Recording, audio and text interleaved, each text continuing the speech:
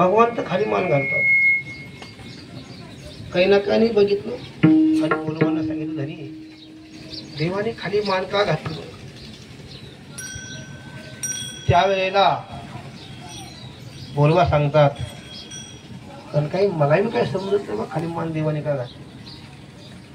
देवाला विचारलं देवा का खाली मान घातली. आता देवाचं उत्तर आहे का.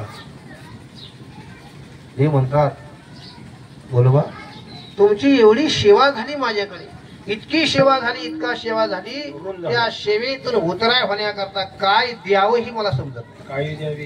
हे बसत नाही प्रमाण कसं बसत कीर्तन स्वतः माऊलीच आहे बाबा.